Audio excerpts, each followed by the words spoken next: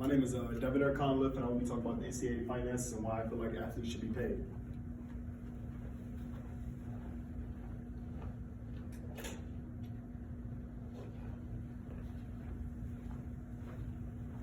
The NCAA is a $1.1 billion company.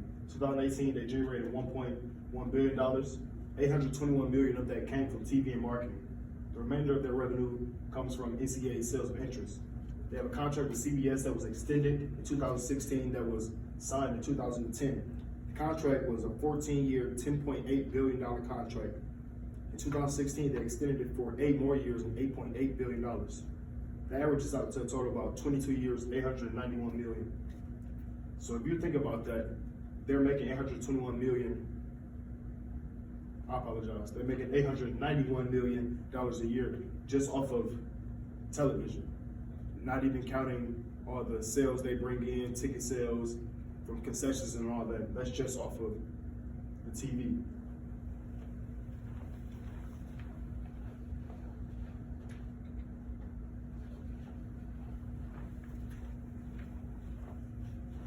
I want to talk about football and basketball because those are the two sports that generate the most money in NCAA. First with football. Football has 81,000 college football players on all levels. 99.6% go into other careers after college. Unfortunately, some people get injured, some people aren't talented enough to make it to the NFL, or some people just simply don't want to go to the profession. Football generates more revenue than 31 division sports combined, 35 Division I sports combined. That's not including basketball. They make a $31.9 million on average. That's all Division I football schools, but the top 20 programs equal to $925 million combined. That's how much revenue they all make together. And this is including number 1, Texas, which brings in the most money. They would generate $92 million a year. And number 20 in the top 20, South Carolina, they generate about $28 million per year.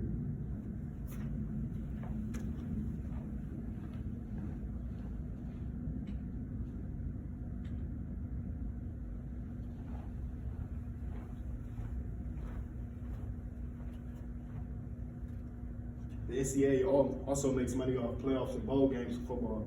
The Cotton Bowl, each team receives about $3 million. For the Capital One Bowl, each team receives about $4.25 million. The Rose Bowl, because it's more famous and better teams playing there, they generate about $18 million a year. Orange Bowl, $18 million. Chick-fil-A Bowl, $2.83 million. And the Texas Bowl, $0.63 million, which is about one team gets $750K, another team gets $500K. And here you see how big of a turnout they're going to get from these stadiums. It's going to generate so much money from just ticket sales, just concessions and everything else, because it's going to be a packed stadium.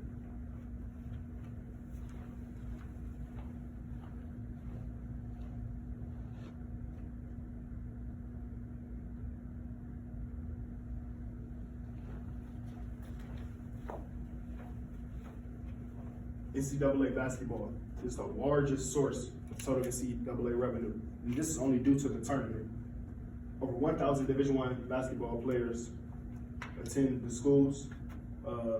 Brackets are completed for gambling in the Final Four. This is all revenue. So from brackets, they make $149 million. That's a lot when you think about it, because it's so much gambling going on, and they legalize gambling, so that's why a lot of people gamble. 75% of basketball's annual revenue comes from the March Madness tournament. The Final Four itself, just the Final Four brackets, bring in $700 million a year. $1.32 billion is advertised in 2018, and that's how much money they made. In 2018, they made $1.32 billion just off advertising in NCAA basketball.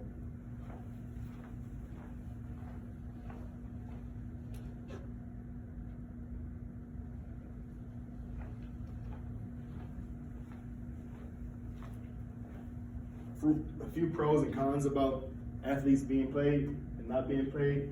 The cons are taxpayers will basically be paying more. No one wants to pay extra money. Everybody knows a lot of rich people, they already pay enough money for taxes, but unfortunately, if athletes begin to get paid, taxpayers will have to pay more. A lot of people believe that athletes' priorities would shift. You know, some people say that they would go from academics over athletics to athletics over academics. Instead of being a student athlete, they become athlete students. They will still have to meet the academic requirements, but they will have to maintain a position to benefit from the income they get. So basically, shifting personal priorities is a real main problem that they feel if athletes get paid, that they will honestly stop focusing on school. And that's the main reason you come to school, to get a degree. Athletes come after that. They also feel that it will eliminate the gap between amateur and professional. But however, even though athletes will be getting paid, I believe that the fans will also know, like, it's NCAA versus NFL. They understand that these are professionals, these are adults and not teenagers and young adults. And also in the NFL, it's so much different, and they just generate so much more money from other than the NCAA football. So it wouldn't even be a great comparison.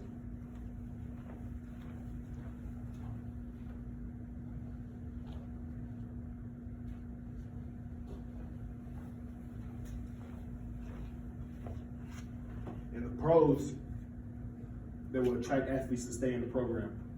When I say by that, I mean, so athletes, obviously they want to go on professional if they have the talent. But unfortunately, if they do not have the talent, if they get hurt, or if they just need another year or so, if they're redshirt, they can stay in the program while still getting paid. I'm sure athletes don't want to just jump straight to the pros, knowing they're not going to make it, if they can stay in college and get paid for doing what they love to do, and also go to school and get a degree. It will also stop NCAA from corruption.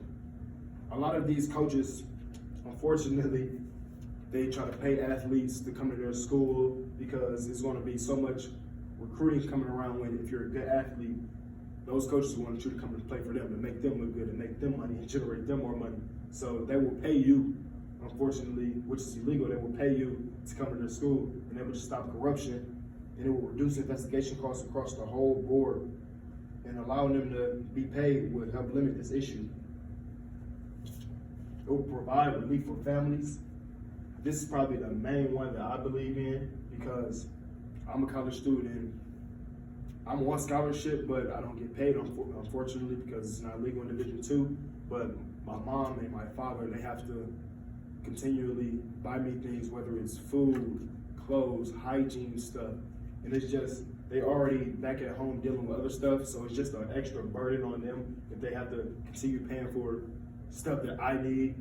And even though I'm in college paying for school, because I don't, Division II doesn't have full ride scholarships, it would encourage healthier student athletes, and also it provides an incentive to play.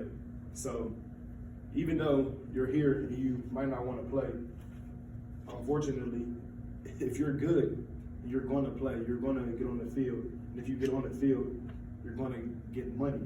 So who doesn't want to do something they love and get paid, which is just a big deal, I believe.